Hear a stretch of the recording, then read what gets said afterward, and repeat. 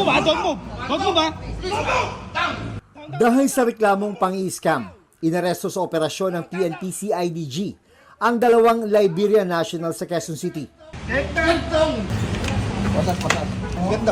1.8 million pesos daw ang kabuang nakuha ng mga sospek matapos mapaniwala ang biktima na kaya nilang gumawa ng US dollar bills na parang minamagic lang.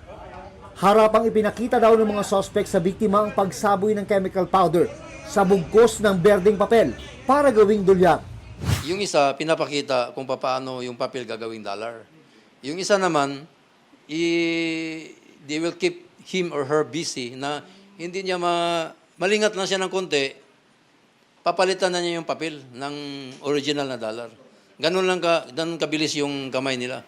Ang kunwaring na magic na dolyar, dinala ng biktima sa money changer para papalitan, kaya mas lalo siyang nakumbinsi na tunay ang dolyar. Nang makipagkita muli ang biktima sa mga sospek, doon na siya sinimulang hinga ng pera para raw ipambili ng chemical powder at berdeng papel para makagawa ng dolyar.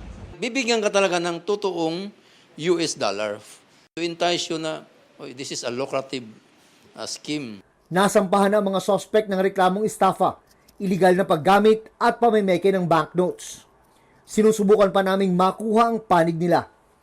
Para sa GMA Integrated News, ako si June Veneracion, ang inyong saksi. Mga kapuso, maging una sa saksi. Mag-subscribe sa GMA Integrated News sa YouTube para sa iba't ibang balita.